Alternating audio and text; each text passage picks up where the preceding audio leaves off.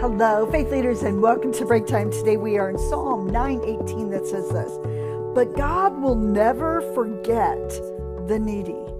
The hope of the afflicted will never perish."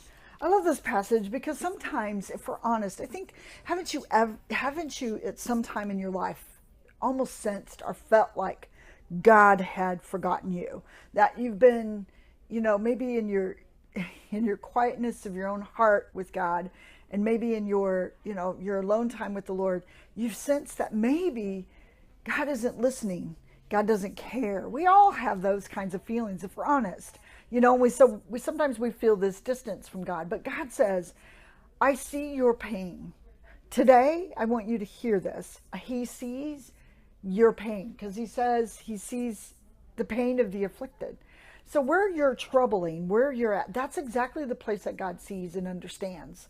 And so he knows exactly what you need. But oftentimes, I think the forgetfulness comes because I want something that maybe God's not saying that I don't necessarily need. And so in those moments, I feel like maybe God's completely forgotten me. But that's not the case.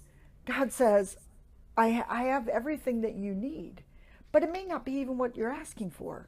May not even be thinking what you think you need. But God's saying, I have not or will not ever forget you. You're my child. And if you're a parent, you know that there's no way that you could forget your child, no matter what they've done, where they've been, who they are. You can't forget them, no matter how much you try to push them out of your head at times. You haven't forgot them. And so God says, I see your need today. I'm going to take care of it.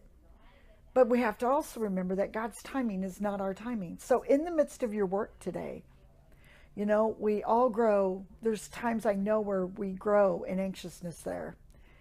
Some of your workplaces are very difficult and your need is great. You have a great need list. Don't forget today that God has not forgot you. You are his beloved. You are his child.